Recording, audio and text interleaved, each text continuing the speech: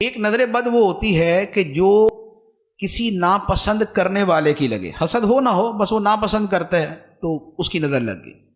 دوسرا ہوتا ہے کہ کسی اپنے کی نظر لگ جائے، نظر اس سے بھی لگ جاتی ہے، بعض اوقات ماں باپ کی اولاد کو لگ جاتی ہے، اس لیے کہتے ہیں کہ وہ ماشاءاللہ، سبحان اللہ، الحمدللہ، اس طرح کے الفاظ ساتھ میں کہنے چاہیے۔ بلکہ حدیث مبارک میں فرمایا ما شاء اللہ لا قوت الا باللہ، اگر یہ کہہ دیا جائے تو نظر نہیں لگتی۔ جب کچھ شے اچھی لگے، کسی کی گاڑی ہے، کسی کا کاروبار ہے، کپڑے ہیں، کوئی اور خوبی ہے، تو دیکھ کے بول دیا ما شاء اللہ، ما شاء اللہ لا قوت الا باللہ، اتنا پڑھ دیں گے تو نظر نہیں لگے گی۔ تو چاہنے والے کی بھی نظر لگ جاتی ہے۔ اچھا، بعض اوقات اپنی بھی لگ جاتی ہے، یہ بھی آپ کو عرض کروں، نظر بعض اوقات اپنی بھی لگ جاتی ہے، یہ بھی ایک حقیقت ہے۔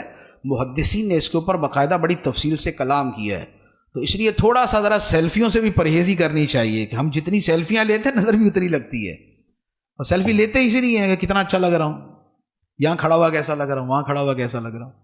تیسری نظر ہوتی ہے حاسد کی نظر۔ حاسد کی جو نظر ہوتی ہے یہ پہلی دونوں نظروں سے زیادہ خطرناک ہوتی ہے۔ علماء نے اس پر فرمایا ہے کہ نظر اصل میں لگتی کیسے ہے؟ انسانی آنکھ سے جو شعاعیں نکلتی ہیں، ان شعاؤں کے اندر زہریلا پن بھی ہوتا ہے۔ آنکھوں سے نکلنے والی شعاؤں کے اثرات کا تو سب سمجھتے ہی ہیں نا، محبت سے دیکھیں تو اس کا بھی پتہ چل جاتا ہے، نفرت سے دیکھیں تو اس کا بھی پتہ چل جاتا ہے، اور اس میں ضروری نہیں ہوتا کہ بقیہ پورا چہرہ دیکھیں تو پتہ چلے، نگاہوں کی جو شعاع ہے وہی بتا دیتی ہے کس نظر سے دیکھ رہا ہے۔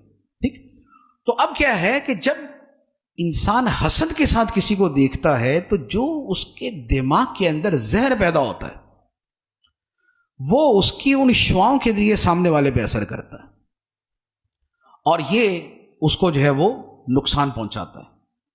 تو اس لیے حسد والے کی جو نظر ہے یہ بھی بڑی شدید ہوتی ہے، اس لیے فرمایا گیا کہ اپنی نعمتیں چھپا کر حاسدوں سے بچو۔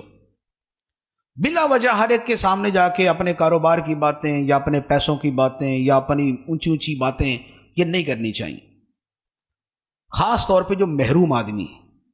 ایک ہے کہ ایک کاروباری دوسری کاروباری کے سامنے بات کر رہا ہے، وہاں بھی تھوڑی احتیاط چاہیے۔ ایک یہ ہے کہ اس کے سامنے بات کر رہا ہے کہ جو بالکل محروم ہے، کہ جو نگاہ حسرت اور نگاہ حسد ڈال دے گا، اس سے بچنا چاہیے۔ پچھلے زمانے میں علماء کیا فرماتے تھے کہ بازار سے کھانا خرید کے نہ کھاؤ، کھانا گھر کا ہونا چاہیے۔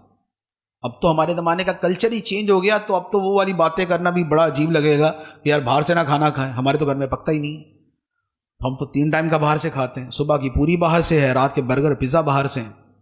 تو لیکن علماء پہلے کیا فرماتے تھے کہ باہر سے نہ کھاؤ، اس کی وجہ کیا تھی؟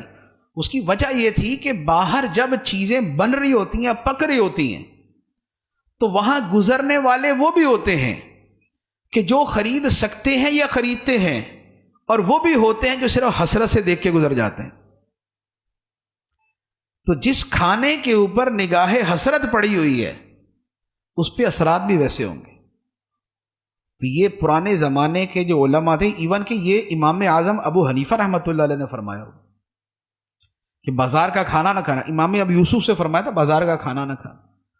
تو یہ چیزیں جو ہیں ان کے اثرات ہوتے، تو اپنی نعمتیں چھپا کے حاسد سے اور حسرت والے سے بچنا چاہیے، اور بالفرض اگر محسوس ہو کہ نظر لگ گئی یا محسوس نہ بھی ہو تو جو سنت ہے کہ سورہ فلق اور سورہ ناس پڑھ کے روزانہ رات کو اپنے اوپر یا اپنے ہاتھوں پہ دم کر کے اپنے بدن پہ، چہرے پہ، جہاں جہاں ہاتھ پہنچے وہاں پر پھیر لیں، تو انشاءاللہ یہ نظر سے حفاظت رہے گی۔